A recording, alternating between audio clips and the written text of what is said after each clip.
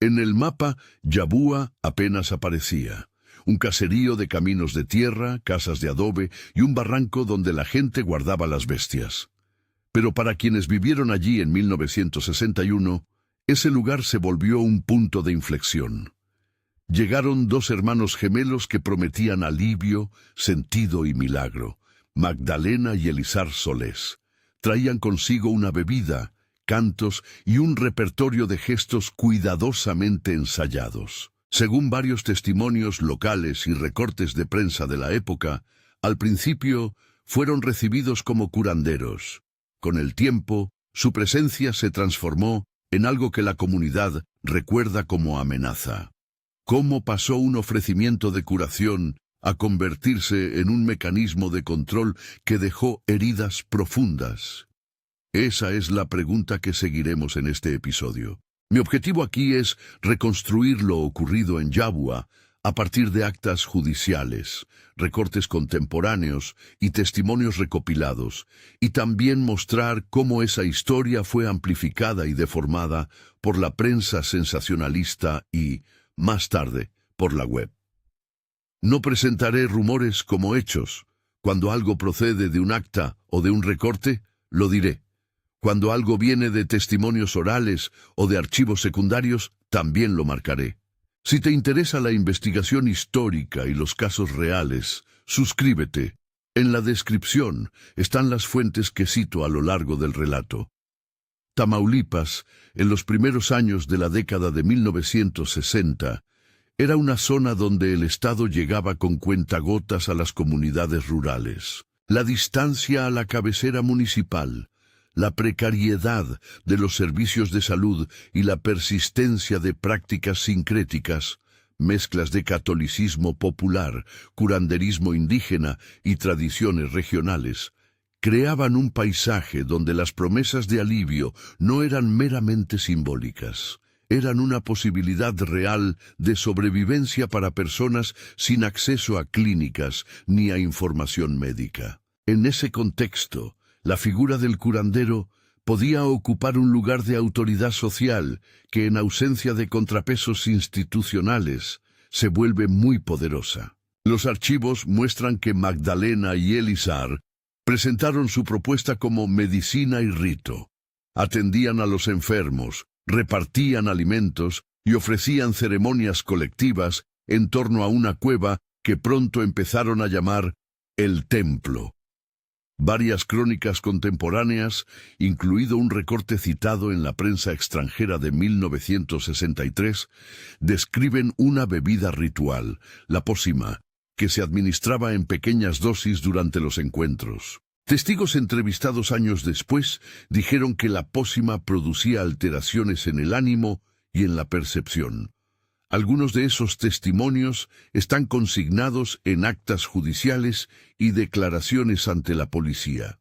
Es importante subrayar, la afirmación de que la pócima alteraba percepciones figura como manifestación de testigos y no como conclusión toxicológica documentada en laboratorio en los expedientes que consulté. El repertorio de los hermanos incluía teatro ritual, vestimentas, cantos fuera del calendario litúrgico, gestos que reforzaban su autoridad y escenas públicas de curación. Su generosidad inicial, alimentos, asistencia y promesas de protección, sirvió para ganar credibilidad en un lugar donde la vulnerabilidad material predisponía a la búsqueda de soluciones fuera del sistema sanitario. Con el tiempo, sin embargo, la relación entre los líderes y la comunidad cambió de tono. Según declaraciones recogidas en actas, la asistencia derivó en dependencia, hospedaje en casa de los Solés a cambio de trabajo y obediencia frente a sanciones sociales cuando alguien cuestionaba sus prácticas. A medida que consolidaban su influencia, los gemelos incorporaron a otros lugareños en funciones de imposición y control. Dos nombres aparecen con frecuencia en las fuentes: Santos Hernández y Catano Hernández. Según testimonios y varias anotaciones en archivos policiales, Santos y Catano actuaban como brazo coercitivo del movimiento, Vigilaban la entrada al recinto, ejecutaban sanciones, según dicen testigos, y en momentos de conflicto aplicaban castigos que varios exmiembros describieron como violentos. Esos testimonios fueron presentados en distintos expedientes judiciales durante las investigaciones y juicios posteriores. En muchos casos, las actas registran declaraciones de víctimas y testigos que coinciden en la existencia de medidas punitivas, aunque los detalles concretos difieren entre relatos. Pero fue la muerte de una joven, Selena Silvana, la que marcó un punto de inflexión. Las actas judiciales y varios recortes periodísticos de la época ubican ese hecho como detonante de la investigación formal. Los documentos disponibles indican que Selena fue atendida dentro del recinto y que luego falleció. Una autopsia y los testimonios vinculados a su caso aparecen en el expediente que llevó la investigación local. La pareja de Selena, un hombre identificado en las actas como Héctor, denunció públicamente irregularidades y buscó auxilio en la cabecera municipal. Según registros policiales, Héctor fue atacado en circunstancias que las investigaciones calificaron como homicidio antes de que pudiera llevar su denuncia hasta instancias superiores. Los materiales judiciales muestran que su muerte contribuyó a elevar la presión pública y a motivar la intervención de las autoridades. La intervención formal se organizó a partir de la denuncia pública y de la acumulación de testimonios. El inspector Ábalos Gómez encabezó el operativo. En entrevistas posteriores y en recortes de prensa, entre ellos una nota citada por el periodista Bill Starr, en una entrevista que éste realizó con Ábalos años después, se narró el desarrollo de la acción policial. Según las actas y los reportes periodísticos de 1963, en el interior del recinto se hallaron objetos asociados a los rituales y, según algunos recortes, restos humanos hallados en el interior del recinto. Valley Evening Monitor, 13 de junio de 1963. Es preciso aclarar que esa frase aparece en periódicos de la época como transcripción de lo reportado por las autoridades. En los expedientes judiciales consultados se registran hallazgos que se consignaron en actas, pero las descripciones varían entre fuentes y hay diferencias en la manera en que la prensa exterior resumió los hallazgos. Por eso insisto, comparar actas y recortes es fundamental para distinguir lo realmente documentado de lo que se amplificó. Los procesos judiciales que siguieron incluyeron detenciones, acusaciones y varios juicios en los que se presentaron testimonios de exmiembros, vecinos y peritos. En esos procesos, la Fiscalía presentó pruebas que buscaban establecer la responsabilidad de los líderes y de sus auxiliares en hechos de coacción y violencia. Las sentencias condenaron a varios implicados. Las actas del juzgado local consignan condenas por delitos relacionados con agresiones y privaciones de la libertad, y en algunos casos por homicidio. Al mismo tiempo, las defensas y algunos testimonios ofrecieron versiones alternativas. Negaciones, minimizaciones y relatos que daban cuenta de tensiones personales, disputas internas y conflictos comunitarios anteriores. En suma, los expedientes muestran un entramado complejo donde conviven evidencias diversas y contradicciones comunes en procesos de violencia comunitaria. Pero la historia de Yabúa no terminó con las sentencias. A partir de entonces, la narrativa se fragmentó. La memoria local convivió con versiones sensacionalistas que cruzaron fronteras y llegaron a periódicos extranjeros.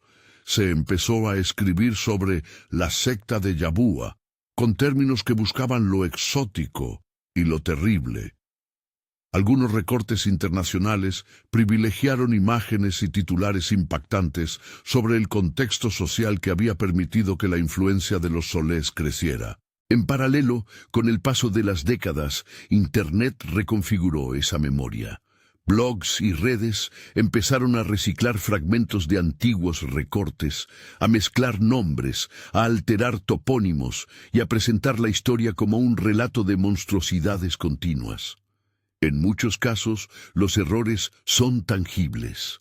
Se ubica Yabúa en estados distintos a Tamaulipas, se cambian apellidos y se atribuyen hechos no documentados a los líderes. Esos ejemplos de distorsión conviven hoy con el archivo original. La consecuencia es una sensación de que la amenaza persiste, cuando en realidad lo que persiste es el mito. ¿Por qué la historia de Yabúa atrajo ese tratamiento?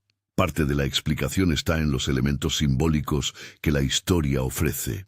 Gemelos carismáticos, una cueva convertida en templo, una pócima misteriosa y escenas que, contadas fuera de contexto, apelan al imaginario de lo primitivo y lo sobrenatural. Los medios sensacionalistas encontraron en esos elementos una narrativa que atraer profesionales y lectores extranjeros ávidos de exotismo. En Internet, la ausencia inicial de archivos verificables para el público permitió que la historia se reconstruyera a partir de retazos. Una nota, una cita inexacta, una foto sin procedencia.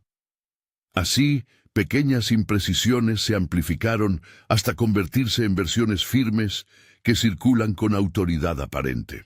Las lecciones que deja Yabúa son varias y por su naturaleza incómodas. La primera tiene que ver con la fragilidad institucional. Cuando los servicios de salud, la educación y la presencia estatal son limitados, surgen espacios de autoridad alternativa que pueden cumplir funciones positivas, pero que también pueden ser usados para someter. La segunda lección es sobre el poder simbólico del rito y el teatro. La repetición ritual, la visibilidad pública y la gestión de la escasez, vales por comida, promesas de hospedaje, pueden crear dependencia y legitimidad, sobre todo cuando la comunidad no cuenta con formas claras de rendición de cuentas. La tercera lección se refiere a la memoria pública y a la responsabilidad de los medios. El tratamiento sensacionalista no solo distorsiona la historia, sino que también convierte a las víctimas en figuras públicas sin su consentimiento y alimenta narrativas que pueden ser usadas por imitadores o para señalar culpables inexistentes. También hay enseñanzas prácticas para la prevención y la respuesta. Fortalecer redes locales de salud y educación, mejorar los canales de denuncia y proteger a quienes buscan auxilio son medidas que reducen la oportunidad para que líderes recorrompan la ayuda. Capacitar a periodistas para distinguir documentación primigenia, actas, peritajes, testimonios grabados, de notas secundarias es otra defensa contra la mitificación. En los archivos de este caso, por ejemplo, existen documentos concretos, actas del juzgado local, recortes de prensa regionales y la entrevista que Bill Starr hizo al inspector Ábalos Gómez, que permiten reconstruir la trama con mayor rigor. Compartir esas fuentes públicamente reduce el espacio para la especulación. Es importante detenerse también en lo que no sabemos del todo. Hay discrepancias entre fuentes respecto a la extensión exacta de los hechos, el papel preciso de algunos individuos y la naturaleza química de la pócima. En varios expedientes consultados aparecen testimonios que no coinciden en detalles esenciales, y en algunos casos la ausencia de pruebas forenses claras limita las conclusiones definitivas. Por eso, cuando advertimos que el título de este video habla de la secta más perturbadora que acecha en México, debemos matizar. El acecho a que me refiero no es necesariamente una organización activa que hoy opere con la misma estructura en Yabúa. Lo que acecha es, por un lado, la persistencia del mito y por otro, el riesgo estructural que siguen representando contextos de precariedad institucional donde se pueden reproducir dinámicas de control. Presentar a Yabúa como una amenaza vigente y organizada sin evidencia actual sería irresponsable. Presentar la historia como advertencia sobre entonces y ahora, en cambio, tiene valor preventivo. Tras los juicios y condenas, el grupo se fragmentó y muchos de los protagonistas desaparecieron de la vida pública. Las consecuencias para la comunidad, sin embargo, fueron duraderas. Rupturas familiares, estigmatización de quienes habían participado en las ceremonias y una memoria marcada por el trauma. En los relatos orales que consulté, hay quienes no quieren hablar y quienes, décadas después, siguen mirando con desconfianza cualquier forma de agrupamiento carismático en la región. Ese legado es difícil de cuantificar. Pero las actas del juzgado y algunas entrevistas registradas por periodistas locales dan cuenta de ese efecto social prolongado. Al regresar al presente, conviene poner en perspectiva la circulación digital. Hoy es fácil encontrar versiones condensadas y sensacionalistas de Yabúa en sitios que comparten historias perturbadoras, sin citar archivos. A menudo se repiten errores concretos, confundir Yabúa con otros nombres, hablar de ritos satánicos sin base documental o atribuir a los líderes motivaciones que no aparecen en las actas. Frente a eso, la responsabilidad del investigador y del periodista es clara: separar lo documentado de lo viral, ofrecer acceso a las fuentes y advertir sobre las zonas de incertidumbre. En la descripción de este video he dejado enlaces a las actas que pude consultar, a recortes relevantes, incluido el artículo del Valley Evening Monitor del 13 de junio de 1963, y a la entrevista de Bill Starr con el inspector Ávalos Gómez. Consultar esos materiales ayuda a formarse una opinión informada. Quisiera terminar con una reflexión ética. Narrar casos como el de Yabúa implica un doble deber, con la verdad documentada y con la dignidad de las personas afectadas. Evitar el morbo no equivale a suavizar la historia. Significa contar con rigor, atribuir correctamente y no llenar los vacíos con conjeturas que solo alimentan el espectáculo. La etiqueta secta más perturbadora puede tener sentido si la definimos por criterios concretos: control social, coacción, violencia probada en actas, pero pierde legitimidad si se usa para amplificar rumores sin respaldo.